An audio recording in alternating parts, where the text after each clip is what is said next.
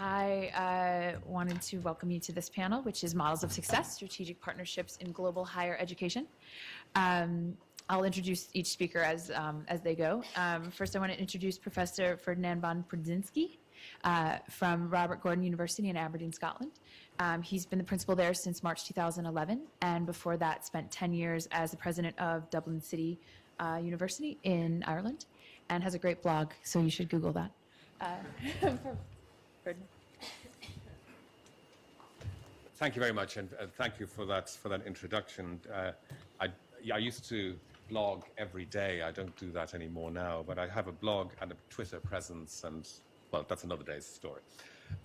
As you just heard, I came a year ago from Ireland, where I was president of an Irish university. I came to Aberdeen in Scotland.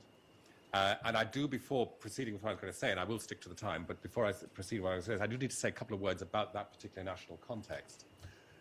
There are significant similarities between Ireland and Scotland in terms of where the development is going, which is another way of saying there are very significant differences between Scotland and England. And maybe one thing that I'd recommend, and picking up the point that Steve Smith made at the beginning of his presentation, probably for the purposes of this kind of conversation, we have to stop talking about the UK, because I'm not particularly sure that there is any such higher education concept. There certainly isn't any such higher education system. So it needs to be said, for example, that in terms of national governance, the university that I lead has no relationship whatsoever with the government in London. We are not under any regulatory framework that is governed out of London. The UK, or British or English, if you want to say that way, higher education minister has no jurisdiction over Scotland. We have our own minister, who actually confusingly is described as the Cabinet Secretary for Education and Lifelong Learning. The funding that we receive comes from the Scottish Government, and while the Scottish Government itself derives its funding from a formula that applies in the UK to the devolved countries, the funding we get directly is from the Scottish Government.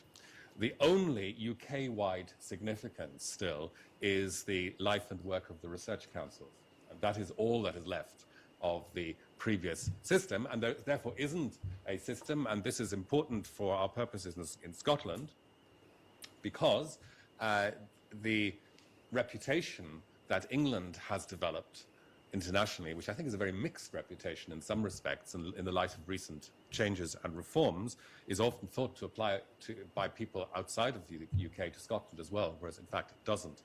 That's not to say that we have any sort of tense relationship with our colleagues and friends in English universities. It's not the case at all. In fact, we have a very constructive and friendly relationship, and Scottish universities are still part of Universities UK, although I think increasingly the work of Universities UK focuses on England. And we have our own sub-branch of that, which is Universities Scotland. I think it's worth just saying that, because there are significant elements of that relevant to what we're talking about here. I'm not now sure how I get... There we are. I'm talking about global partnerships.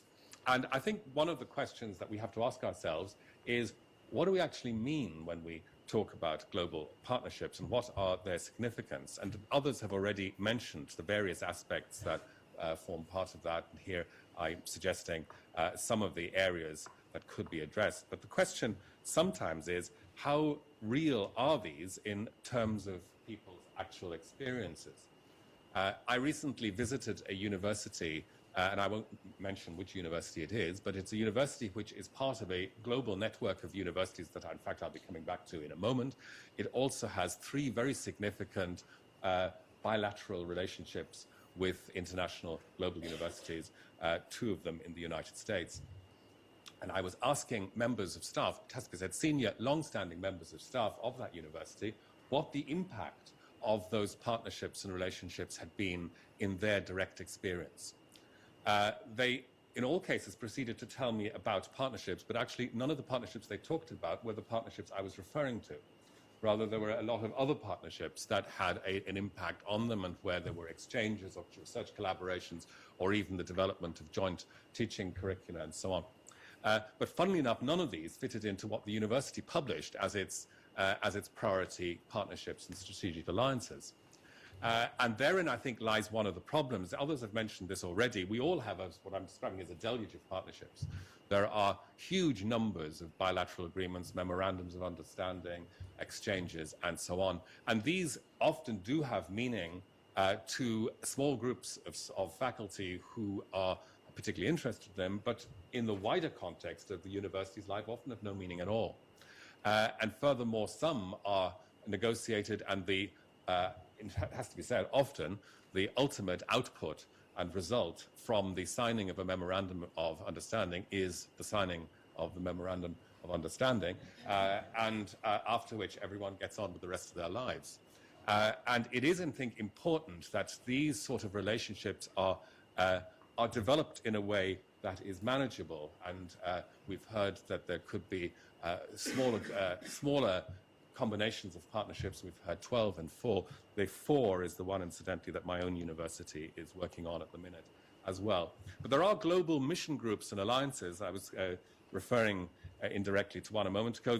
There are many more than this, but these are 3 that have developed with some prominence, and I've particularly picked them out because they involve a reasonable number of both British and including Scottish, if it has to be said, and American universities. The other country that tends to feature quite prominently in those is Australia, incidentally, which we haven't perhaps mentioned a lot in the course of the event so far.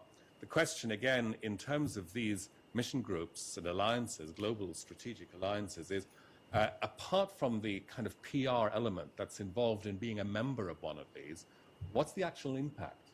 What do the individual member institutions do with their membership, and how do they exploit it and make use of that? And I suspect often the answer is very hard to pin down, that there is some perceived advantage in having the logo and name of the alliance on your website. May not be a huge amount of practical impact beyond that, except in the context that would have arisen anyway through bilateral relationships as they are developed. So I'm a believer in small, focused partnerships. This is perhaps particularly important, and here I come back to the context in which I speak, particularly important in a country such as Scotland. Scotland is very different from both England and the United States in one very important respect. It's small. What you can do with partnerships and alliances in a large system, if you assume for a moment that the system exists, is quite different from what you may want or need to do in a small country. You can, in a small country, not so easily escape the needs of in particular, of the region, locality, of the economy. It is difficult to escape, for example, from the priorities that government may be setting. And in that sense, the nature of the alliances you reach in a smaller economy with a smaller number of universities in existence is perhaps different from what you might do if you're in the United States or in England or indeed some of the other large countries that we have been talking about. I've mentioned one particular type, though, of small focused partnership, although it is coming out of the United States this time, and that is, and it's I know something about because in my last job when I was president of Dublin City University, I was negotiating an entry into this particular partnership, which I think has subsequently taken place. And this is Arizona State University and the particular combination of partners it has developed. So there again, you see a very small, very focused partnership with very precise outputs that were agreed as part of the negotiations setting it up. And I think that again is one of the key elements of success in these international arrangements, that there should be targets and objectives of a very tangible kind. I'm also, but briefly to draw attention to what I'm describing as mixed partnerships, which is really a partnership that goes beyond higher education. So in which we are not just talking about the development of a common position between universities, but where other types of bodies, including, for example, industry partners, may be included in, or as I say, voluntary bodies may be included in the partnership. I make the reference to government involvement in the sense that sometimes, again, in the setting of a small national system, such as the one that I'm in and was in before, it is difficult to make these kind of relationships effective while keeping government completely at bay. When I was in Ireland, I was a member of something, and this is relevant again to the context we're talking about here. I was a member of something called the US-Ireland R&D Partnership. This was a group that was established by the United States, the Irish, and in fact the UK government, although the UK government in these circumstances, for these purposes, operating only on behalf of Northern Ireland. And the intention behind it was to establish links between universities in the three jurisdictions of the United States, the Republic of Ireland, Northern Ireland, with a view to using those relationships to attract foreign direct investment. And the nature of that and the funding that was put in by the three governments created a setting which was quite attractive for the universities, but where you had to be aware of the fact that there was a governmental element to the way in which that was being run. So here, and I'm finishing with this, here I've set out what I think are some of the opportunities for global partnerships, such as the ones I've been talking about. They're all fairly obvious, but the point I'm trying to make is that for these partnerships to be effective, you need not just to have general intentions and aspirations and hopes, but quite a precise agenda, which of course needs to involve the faculty, because without that it won't happen anyway, but quite a precise agenda with very clear deliverables of what is to emerge from these relationships. Otherwise, we may find that we're talking about international partnerships and alliances largely in the context of broader and rather vague headlines with a PR feel-good factor associated with them, but relatively little output. And that, I think, is the key risk that in developing international partnerships one has to avoid. I'll finish, therefore, by saying that in the context of where I am in Scotland, and in the context of the relationship that still exists at some residual level within the United Kingdom as a whole, we too regard the development of transatlantic links with the United States, including the trilateral links that we have been looking at in the course of the event so far today, as hugely vital and important. It is, in particular for Scotland, it is important because Scotland, if it were to move a step further in its national development and become independent, which may be a result of a referendum to be held in Scotland in 2014, will be dependent very heavily on the development of a much higher value economy than is currently the case, with a much lower reliance on the public sector as a driver of that economy. And the development of global university partnerships will be a key part of that future for Scotland. Thank you very much indeed. Thank you so much for that. I just quickly realized I hadn't introduced myself. I'm Libby Rosenbaum. I'm from the British Council based in Washington, D.C. I'm the Higher Education Partnerships Manager, as Richard alluded to. I try to make sure that you guys all have money. So come talk to me.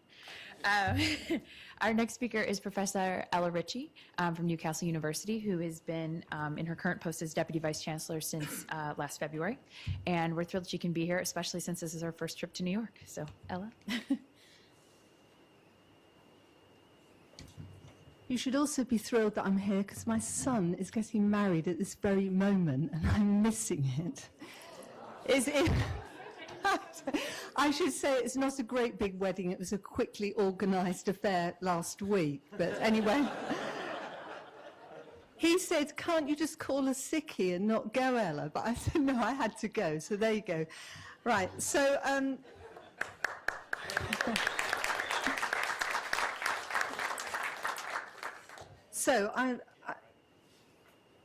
that's him ringing me to tell me it's happened. No, it's my hand. Okay, so, no. Right, so I was asked by the British Council to talk about some more detail, like the other people on this panel, to talk about some more detailed examples of partnership from the Newcastle perspective. Just going to say a little bit about myself and Newcastle. So Newcastle is the most northerly university in England. It's one of the now 24 institutions in the Russell Group. It's very strongly linked to its city and region. It's a big civic university. I am Deputy Vice-Chancellor. I've got specific responsibility for internationalisation and engagement, and I also have an academic interest in the Europeanisation of higher education. I'm a political scientist by background. I've been particularly interested in looking at quality across Europe and how you can demonstrate similar levels of quality. I've also done a lot of work on marking systems, which makes me sound really boring. I have got other interests. I am an expert on mid-20th century North American and European costume jewellery, and one of my hobbies is Egyptian belly dancing. So I'm not sitting around looking at European marking systems all the time. I mean, what I would like to say about partnerships is hindsight is a wonderful thing. When I was thinking about this presentation, I mean, that's what kept coming back to me. You know, when you look at the range of things, and some other presenters explained this, that your institution individuals are doing, you know, don't you wish you knew then what you know now about it? But having said that, hindsight is a wonderful thing. But partnerships are about long, slow processes and also doing lots of activity. So we've a thread that's come out a bit of some of the other presentations is there's a lot of stuff going on, lots of what might seem extraneous activity. But I would say without that, you can't really identify, and your examples from Yale, I think, demonstrated that. If you don't have a lot of other sorts of activity, research links, student exchanges, etc., it's then difficult to grow up really big, substantial strategic partnerships because they can't just be imposed, certainly in the case of the US and the UK, from the top down. It's got to be sustained academically. So, just a few facts here about Newcastle. There we are. We're like many UK universities, a comprehensive university. We teach nearly every subject apart from veterinary science. We are a big player in Europe. We have one of the largest portfolios of EU-funded projects in the UK. Currently 170 projects with other European universities, and many of those now are extended to US partners. And in particular, we're very interested in doctoral training and collaboration on doctoral training. Just going to look a little bit about how we look at partnerships. This is probably plagiarized from somewhere, but it's just this idea of a research pyramid. Put my specs on. It may be stating the obvious, but I think when you're looking at partnerships, establishing new partnerships, you need to think, well, what are they for? And several other people have made that point, that institutions, individuals, research groups, less so research groups, but, schools, departments, sometimes feel they've got to have partnerships without actually thinking what they're for. And that is particularly important, of course, at an institutional level, and also to take up the point that Steve Smith was making, when you start to have bilateral partnerships in order to work in a third location, work together in a third location, you need to have some clarity about why you're doing it, what the strengths and weaknesses are of the partners, what the different needs are, and what the expectations are. That is quite difficult, of course, until you've got a certain level of trust between the two institutions. We're talking mainly as if it's university-to-university partnership. Of course, there can be other players, so voluntary sector, government bodies, private business, charities, etc., and they can be quite useful as agents to help cementing projects. And I would observe that sometimes working globally, you think you're working on a university-to-university partnership, and then you realise, actually, it's a university to the Ministry of Education partnership when you're halfway down the line. So I think you need to just think about partnerships quite broadly. Okay, so at the bottom, you get partnerships around specific research projects, and we've all heard how typically they would grow up because of shared interests of academics, and they're not necessarily related to the standing or the values or the, vision statements of the institution. Researchers, of course, will go where there's other research to collaborate with. Could be partnerships for the purposes of student exchange. We've got an awful lot of those all over the place. We're trying to get a bit more order into this and to link the student exchange programs with other sorts of activity we are doing with certain institutions. Gone are the days that are familiar to many of us working in the UK in the 70s, 80s and 90s, where researchers somehow wanted to seal their relationship with a memorandum of understanding and a study abroad program, student exchange, and then they move on and you're left with all these student exchange programs. You can't think why you've got them with X or Y university. So we're trying to tie that into our wider European and research strategy. Could be relationships for joint educational programs. We've got a number of those across the world. Most significantly in Singapore and Malaysia, we established the first UK medical school in Malaysia. We see one of the key elements of success of that is getting non-academic staff involved in those projects, not just limiting it to staff and academic staff and students, but getting our library, our IT, other professional services involved in that and doing periods abroad. And then you can build up to networks, which you've just mentioned, and strategic partnerships. The point I want to make is it's got to be top down and bottom up. And you need quite a lot of activity, I would suggest, individuals to individuals, researcher groups to research groups, student mobility, in order to generate good institutional partnerships. And I think one of the key challenges is getting that balance between organic development and strategic vision and understanding where you're going. That's quite complicated enough within one institution. When you're then doing that, with a partner, joining with a third or fourth institution, it becomes more complicated. Often things that you embark on for one reason change and grow. So, for example, our relationship with Singaporean institutions, we just started off doing 2+2 delivery of programs in Singapore with one polytechnic. The government changed its policy and opens up all polytechnics to try and get them to collaborate with overseas partners. So we were there, so we got into that project.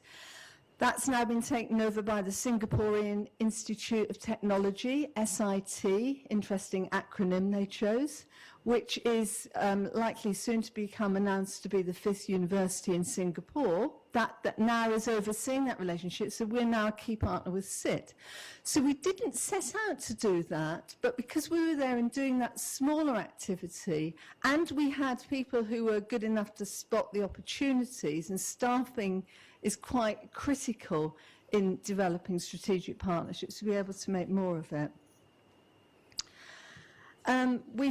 We're trying to get 5 or 6 key institutional partnerships. One that we currently have is with Groningen, which is in the north of the Netherlands.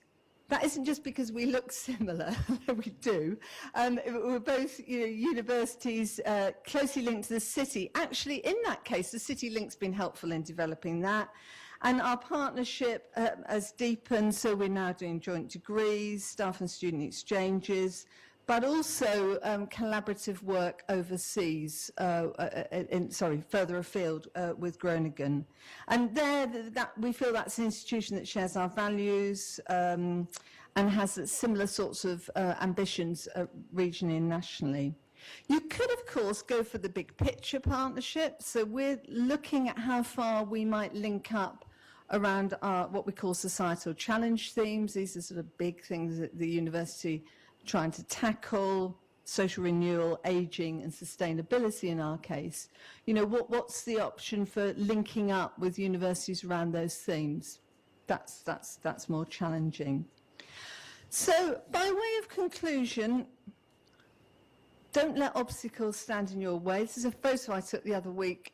It's a tree growing through a glass roof. They took the pane away. I was staying in a hotel in Paris, so I thought it would be useful for my presentation. Don't let obstacles stand in your way.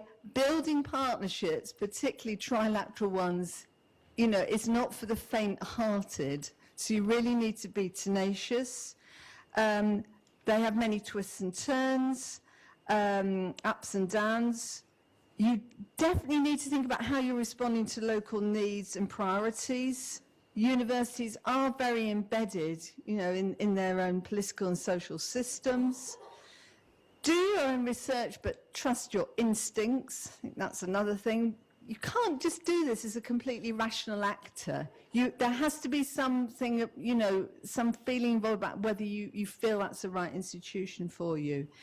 Sometimes you need to know when you walk away from something that's not going well, and that is really hard to do, actually. It's much harder to finish a partnership that you don't think is going to be developing further than to start a new one. But I think you need to be brave and definite and know when not to do that. Just, I'm not going to say where that's happened to us, except to say the City Council in Newcastle is really keen for us to align, or for them to align their international strategy with us. So, well, you know, the Vice-Chancellor is quite keen on that as well, civic mission. But in actual fact, it's enormously difficult to do because they have quite different priorities to the university. We recently went on a mission with them to China, and we argued the toss about where we were going and what the value of the cities were, etc., etc. And, you know, I've said to them, well, I just don't think it's worth, unless we have very, very clearly convergent goals, to do that again in another country. So you need to be bold on that. Okay, last slide, summary of learning points. You need to know what you're trying to achieve, and to relate that a bit to the threads that Steve mentioned, if we're thinking about how the US and UK could either widen its partnerships or develop together new partnerships and activities in third or fourth countries, we need to be honest about what the respective strengths are, where our regional strengths are, what we each could add to that activity, and that could either, we've heard about this bit, a system or an institutional level. You need to trust your partners. I think getting the right people to negotiate some of these difficult things is absolutely critical. I think you do need to get the right balance between planned expansion and organic development. The thing I hope we think about today is that a third party help or hinders, you know, partnerships between two countries. We need to think about how important our common goals, values and purposes to underpin strategic partnerships.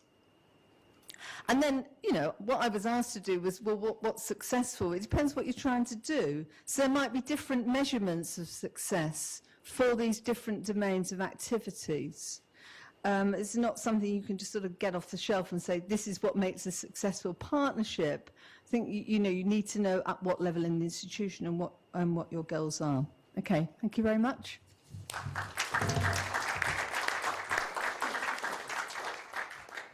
Thank you, Ella. Last but not least is Professor John Hudzik, who is the Vice President for Global Engagement and Strategic Projects at Michigan State, and I don't even hold that against him because I went to the University of Michigan. So without any further ado, John.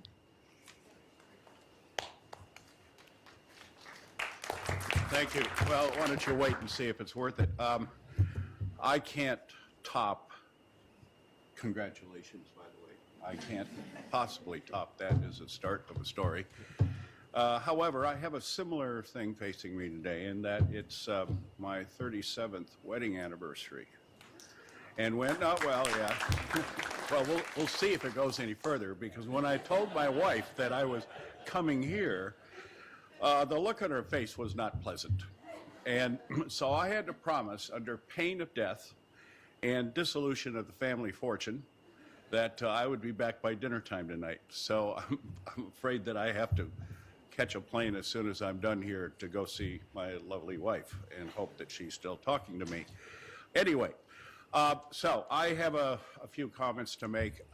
It's my understanding that our collective slides are going to be posted, right? So I mentioned that because I'm going to go through some of this pretty quickly. And if you're interested in following up on it, you can look at the posting sometime next week. And if you're not interested in following up, don't look at the postings, at least mine. So I want to make 3 or 4 points to provide context for the reason I'm going to, or for the position or a direction I'm going to take. The first is my unit of analysis for collaboration and partnership is at the institutional level. And I say that for 2 reasons. One, as we've already discussed, there is no national higher education system in the U.S. I don't think in anyone's lifetime in this world there will be one. I agree with Mitch that we ought to be convening groups to talk more broadly cross-system about this, but the reality is that we don't have a national higher education system. And my bias also is that when you talk about teaching and learning and research and collaboration and so forth, those things tend to take place where the rubber meets the road, and that's at the institutional level. So that's why I focus at that level. My second sort of conditioning statement for the approach that I'm going to take goes back 20 years when I became dean at Michigan State University for International, and I was given a tour of my new building. It wasn't so new, but it was now my building, so to speak. And the last stop on the tour was to the Holy of the Holies. It was a file room, and it had about 4 filing cabinets in it, 5-drawer filing cabinets, and with great pride, the person taking me around pointed out, "This is our MOU room." I said, "Oh, how nice." And I said, "What's in those filing cabinets?" And they said, "MOUs." I said, "How many?" 465. I later found out that about 3 of them were active. And all of them, almost all of them, have been the product of visiting fire persons coming through on visits. You had to sign something and the obligatory photograph to serve as proof that they were there, okay? And then as soon as that was done, we all went to the mall, okay, and spent money. I thought that was nuts, absolutely nuts as a way to conduct business, to design collaborations and partnerships. And so I've spent the last 20 years trying to figure out how to get out of that method of doing it into a far more strategic method of doing it, and that's really what I want to talk about today. By the way, much of my language is couched as if I'm talking about 2 institutions partnering, and that's, I don't mean to convey that. It can 2, 3, or more.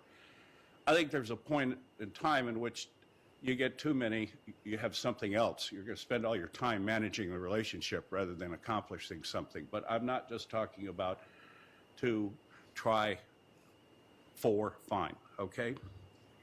So let's, with that as sort of a start, I want to provide a sort of a last piece of context for my thinking at this point. The first is the growth and spread of global higher education, capacity and the emergence of what appears to be a system. If you look at instructional capacity and demand, one statistic will serve to set the stage. There will be 250 million seats in higher education provided annually globally by 2025, if not earlier. That's a 150% increase in about a 15 to 16 year period of time. If you look at student mobility, At about the year 2000 or so, in round numbers, about 3 million a year students were mobile. That number is projected to be at least 7 to 7.5 million by the year 2020, and many people think that that's a gross understatement. Research capacity, picking up on Steve's point, National Science Foundation, National Science Board here has been conducting studies of engineering and science, the STEM discipline capacities around the world. And a report released 2 years ago indicates that capacity for research, especially in the STEM disciplines, is growing at a rate by a variety of measures, double or triple in Asia, and it's not just China. It's a half a dozen or 8 Asian countries, double or triple the rate of either North America or Europe. So their capacity is, you look at our classrooms, I mentioned to Steve last night, you look at our classrooms, my university in engineering, and in some of the science disciplines, if it weren't for the international students, we wouldn't have a critical mass to sustain those graduate programs in those disciplines. And yes, more and more they're going home because more and more there's opportunity for them at home. So capacity is building and spreading.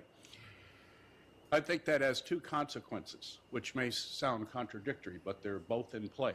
The first is trade and competition, the flow of students and scholars and ideas. Competition for best students, competition for the best faculty, competition to find where we can attach ourselves to the best ideas. But also the countervailing need for greater amounts of collaboration. As Stephen Toop, the Vice Chancellor, University of British Columbia, has pointed out, fewer and fewer, if any of us, can actually afford what is required to conduct cutting-edge research on our own anymore. We have to find partnerships. And increasingly, as the source of ideas spreads globally, so does the need for collaborations to spread globally. So there's not just an instructional and learning driver for all of this, but a research and discovery driver as well, obviously. All of this suggests to me that where we're headed is institutions seeking more strategic and comprehensive forms of international engagement. Not the holy of the holies file drawer room as the approach, but rather strategy and comprehensiveness in how we think about these things. So now I'm going to start going through these slides a little more quickly. There are some framing questions that I think have to be asked at the front end and at least partially answered, if not finally answered. What's the business of higher education? It's ideas. Ideas in instruction and ideas in research and discovery and so forth. So for me, the big framing question is, we're going to talk about a partnership or a collaboration. What are the intellectual drivers for this? What drives an institutional commitment? Not an institutional interest, an institutional commitment to engage. Institutional partners, are they right for one another? I'll say more about each of these in just a minute. I'm very interested, and I learned to be very interested in this for a brief time that I was provost at Michigan State University, looking for cross-mission synergies, or to put it in the vernacular, looking for twofers and threefers from a given investment of funds. And will key sectors and authorities support? Those, for me, are absolutely critical starting questions to get at least partial answers. And then the big one, what values drive this collaboration? Why are we doing this? Why is this important, and why is it good? So intellectual drivers, some possibilities. Learning outcomes. So what do we hope our students actually get out of this? Research opportunities and funding for faculty and students, especially important if we're talking about graduate program collaboration. Strengthening priority curricular research thrusts at the institution. Be careful about a collaboration that's going to take you in a whole new direction for which you don't have the base already established for nurturing it. And for me, sustained capacity building. That's a big one and a critical one, because collaborations have fairly large upfront investment costs. and real payback will unfold usually only in the longer run. So to borrow a phrase from American baseball, if you're a short hitter, don't get in the game. This requires staying power to make these things work and to achieve the payback that you all hope will come. So I've heard this from our two previous speakers, and I obviously agree because it's right here again. So I want to look at an issue about an organizing paradigm. Maybe that's too glorious a title for what I have here, but a model for cross-border institutional collaboration. You can nurture and let 1,000 lights bloom. There's a mixed metaphor for you, okay? But the real question is, where are you going to invest your serious institutional energies? And that, to me, is partly answered by areas in which you can engage in a wide, deep, and a strategic collaboration. And to pick up very clearly on the point that Ella had made earlier, building top-down, bottom-up, and from the middle. I think about academic deans as playing critical roles in this process as well. There's nothing lonelier for a leader than to look at the troops and say, charge. And halfway up the hill, you turn around and find out that nobody's following you. Okay, that's not a pleasant prospect. So, have you built this grassroots? Is it there to nurture? Yes, leadership is important. These things usually take someone who can push it and drive it, and keep pushing and driving it. But there have to be the folks at the grassroots level who do the work. And who's that, by the way? Tell you what, we all know this. If the faculty aren't on board, it ain't going to happen. There'll be a lot of fluff and not much else. Strengthening cross-mission, we've already talked about that, as well as cross-institutional synergies. Cross-institutional synergies, that concept is, I hate to use this terminology because I don't like it, but here it is. Produce win-wins. Everybody ought to get advantage by this. All the partners and collaborators. More on organizing. Clear and mutual objectives and intended outcomes. Do we all understand, both of us, or all three of us, or all four of us, understand what we're trying to get out of this? And I argue strongly, I think, for diversifying the methodologies. For example, our collaboration is an exchange model. Great. But you're bound and limited by a single methodology in how you approach collaborations and partnerships. Here are some others. Having a partnership and a collaboration and a framework that will support forming and reforming learning teams and research teams as issues and priorities change. Joint contract and grant submissions. Lots of granting authorities now say, who are your partners? Who are your partners in a third country, not just between two countries? How about coordinated infrastructure investment, especially in the STEMs disciplines? How can any individual institution afford it all? Technology is a core part of pedagogy. Not technology as in, are you folks web connected? Yes. Can you do web broadcasting? Yes. Okay, good. And that's the end of it, okay? Structure the use of technology into the process at the front end. Understand how it can help you. Not as a substitute for some things, but how it can help you. Modeling and assessing outcomes. I heard reference one of our two previous speakers to this. No, not just what the inputs are, spending lots of money. The outputs are big head count in terms of who's participating, outcomes, valued things at the end of the day. Discovery, new ideas, new funding, student learning outcomes, etc. So what's the nature of the institutional commitment? Is it personality driven or institutionally driven? Often these things get started by a particularly forceful and an energetic and a persuasive leader, okay? But the next question is that leader heading up the hill alone? And the next big question is, when the leader goes bye-bye, what happens to the initiative? And so, unless organizationally supported and sustainable, it's going to be problematic. If personality driven, that is by an individual, what's the opportunity to convert to an institutional commitment? Is there commitment from key faculties? I think the answer to the questions above are in this second major bullet down here, okay? What's the evidence or the staying power, especially to survive leadership change? You don't get the longevity in many of these things without being able to institutionalize it to the level that you can survive leadership change. Are institutional partners right? Compatible enough, I didn't say similar or the same, compatibility is, for me, a better word. Flexible enough to adapt because you're going to learn things from one another. Open to learning. What about the institutional bureaucracy? Is it going to help or get in the way? We all have our own little private horror stories about those kinds of issues.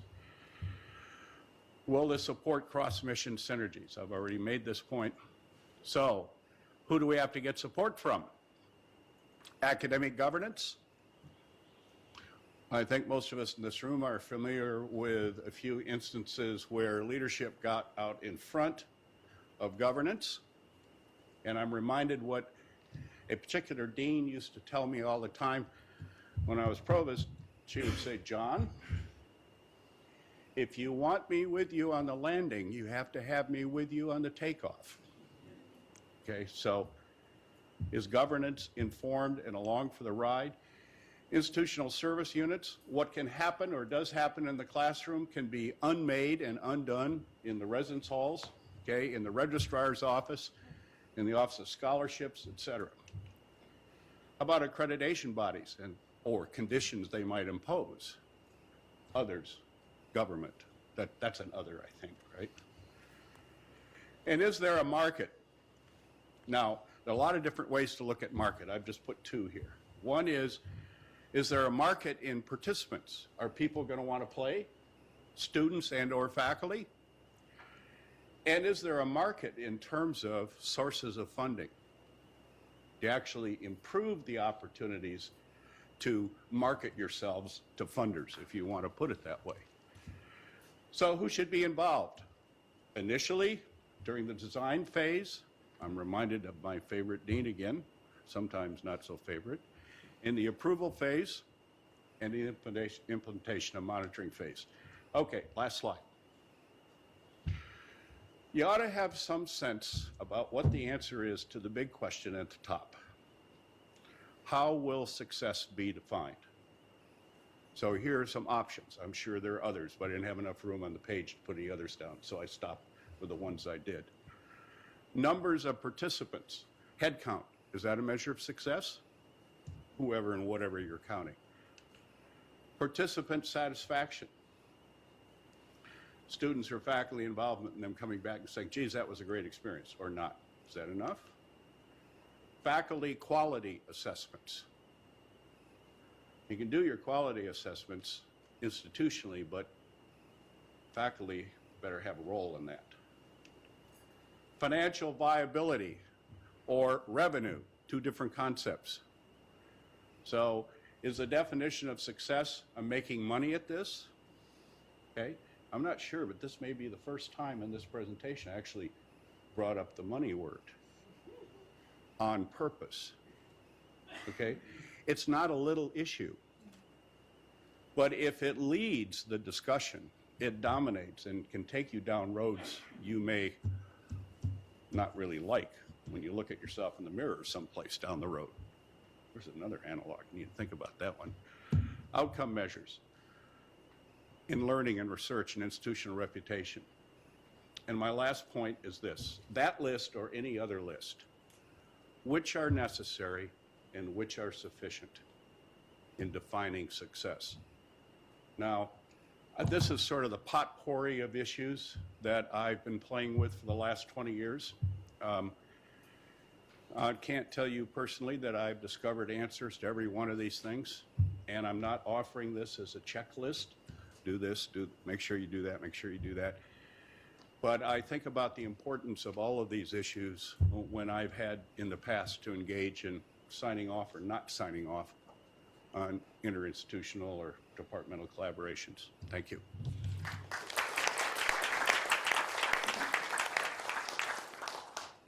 Thank you, John. I think we have a few minutes for one or two questions before we move on to our next presentation. Mitch. Well, this just relates to your MOU room. When I came to the University of Cincinnati, we had 18 linear feet of MOUs, and we did a very simple thing there. It's been a little more difficult at SUNY to do this, but first of all, we eliminated any kind of open-ended agreement. Every agreement we signed had to have a finite duration, number one. Because otherwise, I mean, the agreement's 20 years old, you still have this relationship running, it's awkward, nothing's happened. Do you call them up and say, nothing's happened, we want to terminate it? You don't want to do that. But it gives you a reason to recontact somebody periodically if nothing's happened. But the other thing was we actually began refusing to sign MOUs unless they had an associated activity agreement with it. And so we'd have these delegations come and they say, well, we want to sign an MOU, and we'd say, okay, we'll do it. Simultaneously, we'd want to have an activity agreement. Let's talk about something. It can be small, it can be very small and limited, but, with specific dates for when we're going to do it. This would often flummox our visitors, particularly the Chinese, who weren't prepared to really commit to anything except signing the MOU. But we might say, well, let it be we'll do a joint conference, or we'll commit that we're going to bring respective faculty together around an issue by some date. And this really helped us a lot, and it's not a difficult thing to do. And I think that you even could sign an MOU that specifically says, instead of at some future time we'll identify what we're going to do under an activity agreement, you could say by such and such a date we will identify specific activities. And if we don't, this MOU is no longer active. And I just think that more of us should start doing it. It would make our lives a lot easier. Thanks, Mitch. A question right here, and then we're going to move on. Malcolm Press, University of Birmingham. Really enjoyed listening to the way in which the ideas were cast in either sporting or military metaphors by the three speakers. So I'm an ecologist, and I think the natural world has resolved much of this, and there are some interesting paradigms there that we can learn from. So organisms usually compete against each other, but they do sometimes work more cooperatively. It's a phenomenon called facilitation. And facilitation is usually at its is most sharply observed when the environment is severe, and the extent to which it appears is determined by the availability of resources. So Steve and others this morning showed us how severe the environment was. So that sets the scene for facilitation. And we've talked about money, and money is probably going to be the resource which will drive academic collaborations. And I think within the UK we've seen that this works best when it's focused, either in large amounts by states or universities, or in small amounts by institutions and faculties. So if you look at research pooling in Scotland, that's worked particularly well when money's been put in to particular academic collaborations. When this has been tried in other groups, such as the N8 collection of universities or the M5 collection of universities, it's been less effective because there's been less focused resource and it's been a smaller pool of resource. But when it's applied at individual faculty levels, such as we've tried between my university and University of Chicago, between psychologists, we've seen that even small amounts of resource for symposia and meetings has had big effects. We've just had a large ESRC grant awarded between a senior faculty member in Chicago and a junior faculty member in Birmingham for an idea that one had but didn't necessarily have the background to demonstrate the idea would run, but it clearly did. So I think it's about targeting the resource to the groups of academics that have the appetite to take it forward. And I think the difficulty is that often institutions get ahead of themselves to some degree, get excited about establishing a relationship, but without the academic connectedness, it's going to have a limited mileage to run. So we went to a university in Australia to look at whether we might be able to form some collaborations. We were quite excited. In the end, nothing came from that. And we were trying to parallel our relationship with a model that they have with the US university. But what was really interesting was when you get down there and you talk to people, most of the faculty members in this Australian university had no idea that the institution had a relationship with said university in the US. So I think it does come down to getting the academic engagements right, which is what you've all said effectively. Could I just add one point on MOUs? I mean, I absolutely agree with you. I think, well, I think everyone's agreeing with you. You know, you need specific outcomes from the MOUs. I would just say that you shouldn't just be totally rigid about that. So, for example, we're negotiating a series of activities with Angola, and they've got a sort of like an equivalent of a Marshall Plan, post-war World War II Marshall Plan for Angola, in which they're trying to use the educational system to support economic development. And, you know, in that case, we couldn't possibly be signing a thing that is to do with activity because the universities themselves are in such a very steep transition. So, you know, I think sometimes it must be contextualized and be sensitive to the needs of the partner. But in general, I would agree with you. I'll just add a word to that. I think the problem with MOUs is that they've become a kind of etiquette or sort of common courtesy, so that you have a visiting delegation, and very often they're from Asia somewhere, and clearly they are coming to you with the instructions from home that they must come back with something tangible, and that tangible thing is the MOU, but it has no meaning in the end to either side. I don't allow MOUs anymore, actually, at all.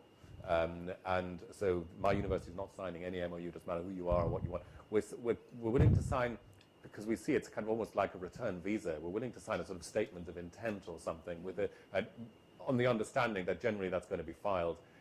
And if the faculty want to come and follow that up, then of course, yes, we can see whether there's some potential for something further down the line. The other thing I think is we really have to move from a measurement of input to output. Very often, even faculty who come to me and want to have some relationship established really mean by that they want somebody to pay them to travel, and you don't really see what the product at the end of that is going to be, and often it's fairly ill-defined. So I think developing relationships on the basis of a clearly intended output from what's being planned is a really important element of that.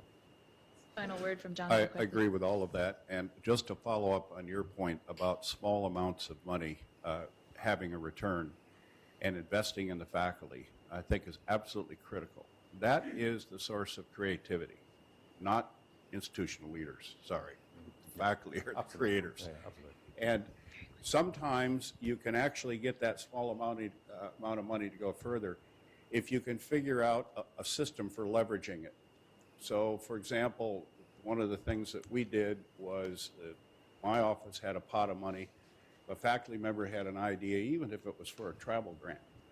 I would give them, you know, a few $100 or $1,000, but we had a system set up in the university where with that they could go to a departmental chair or a dean and say, can you give me a little bit?